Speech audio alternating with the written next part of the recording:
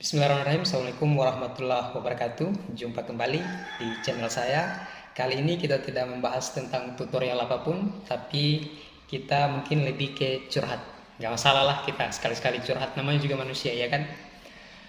Jadi saya ingin sedikit mengeluarkan apa yang ada di kepala saya, karena kita tidak punya kuasa mengeluarkan secara langsung. Jadi via YouTube, via medsos, kita gaspol sajalah.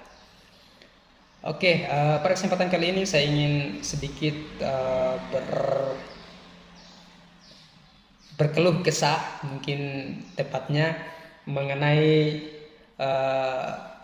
aktivitas di Ramadan kita tahun ini, aktivitas di masjid, yaitu ada satu hal yang mengganggu pemikiran saya selama Ramadan ini, terkait dengan aksi pembentakan atau bahkan sampai pengusiran terhadap anak-anak kita atau adik-adik kita yang masih usia-usia sekolah dasar, yang dilakukan oleh beberapa jamaah yang sudah berumur.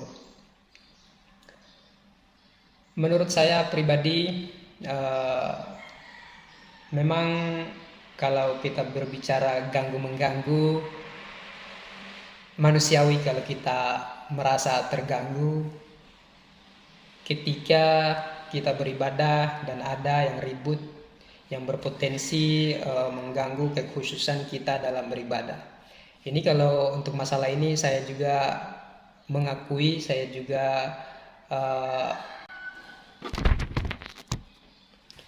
juga mengakui dan saya bisa memahami bahwa kita manusia normal lah, wajar kalau terganggu. Tetapi ada satu hal yang menurut saya jauh lebih penting, yang menurut saya ini akan bersifat lebih kepada long term atau jangka panjang, bahwa di setiap aksi keributan yang anak-anak lakukan, sebenarnya di sini ada pembelajaran terhadap mereka.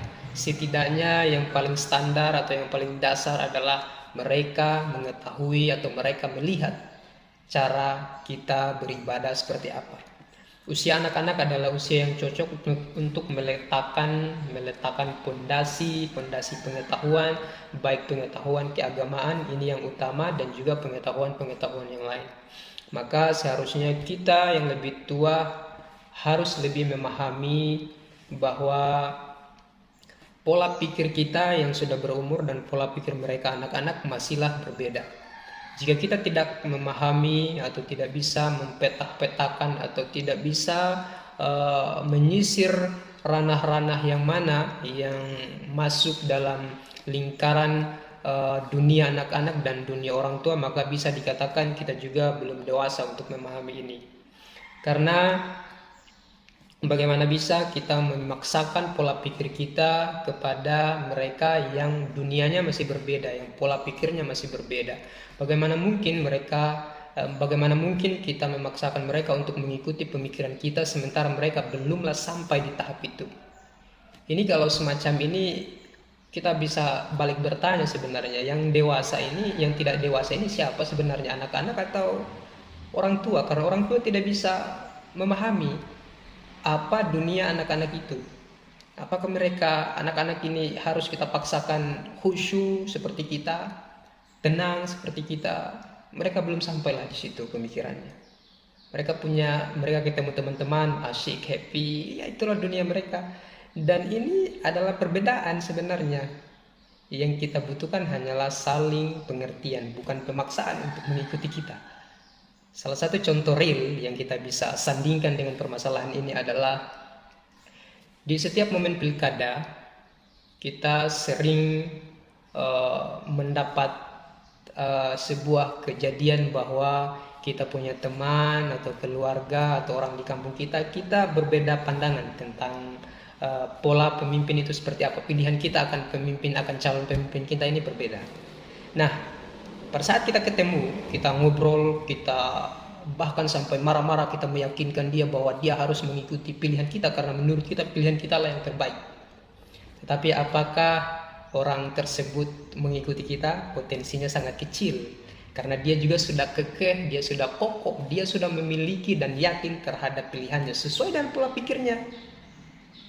Dan apakah ketika ada perbedaan ini kita harus marah, kita harus memukul?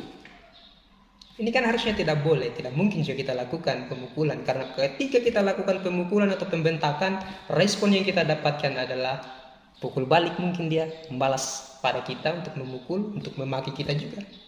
Begitulah dengan anak-anak yang tadi ini. Mereka juga sebenarnya marah kepada kita. Tetapi marahnya mereka berbeda cara meluapkannya.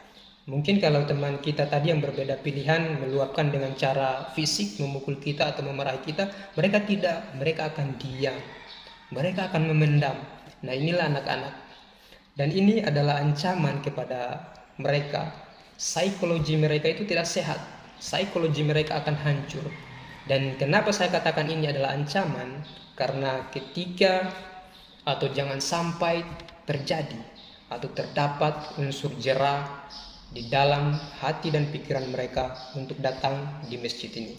Maka dari itu, ini adalah ancaman bukan hanya untuk diri anak itu sendiri, akan tetapi ancaman yang nyata untuk keberlangsungan agama kita, adinul Islam.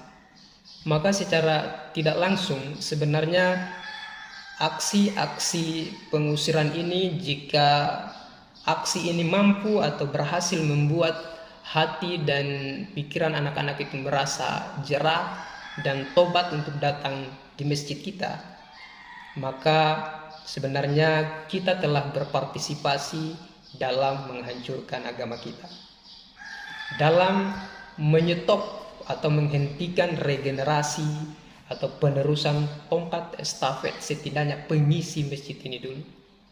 Seperti itu. Yang kita takutkan jangan sampai ketika mereka tumbuh sedikit dewasa, mereka akan berkunjung ke tempat-tempat yang tidak baik. Misalnya seperti tempat-tempat perjudian atau tempat-tempat minum-minuman keras. Di situ mereka disambut dengan baik. Oh teman, mari kita coba dulu 1 gelas, masuk 1 gelas, lanjut 2 gelas, 3 gelas sampai teler. Di situ mereka merasakan sebuah kenyamanan. Bagaimana dirangkul oleh teman mereka untuk minum, bagaimana mereka disambut dengan welcome, dengan ramah oleh teman-temannya. Di situ mereka nyaman. Maka sadar atau tidak sadar sebenarnya kita telah berkontribusi daripada dosa yang dia lakukan. Saya tidak berbicara menggunakan dalil karena saya bukanlah seorang pakar keagamaan. Ini saya cuma berpikir secara psikologis dan secara apa yang saya pikirkan. Ini pemikiran bebas sesuai dengan wawasan dan pengetahuan saya. Apa yang saya ingin ucapkan, saya ucapkan. Dan mungkin kalau tidak sesuai dengan unsur-unsur keagamaan, mungkin itu di luar kendali saya ya, karena saya juga bukan orang yang ahli di situ. Saya hanya ingin menggali sisi-sisi yang lain yang menurut saya lebih memiliki efek jangka panjang. Jadi kita lanjut di situ. Ketika mereka merasa nyaman, maka disitulah kita turut berpartisipasi dalam dosa yang mereka lakukan. Jadi kesimpulannya adalah kalau kita tidak bisa menjadi cahaya buat orang, jika kita tidak bisa mengajak mereka kepada rahmat Allah, maka setidaknya janganlah kita menjadi penyebab dari dosa-dosa yang mereka lakukan. Semoga bisa menjadi refleksi kita semua. Yang ingin komen, yang punya kritik atau tambahan atau tidak setuju atau seperti apa untuk menambah wawasan kita, untuk saling mengingatkan kepada kebaikan, komen saja di bawah.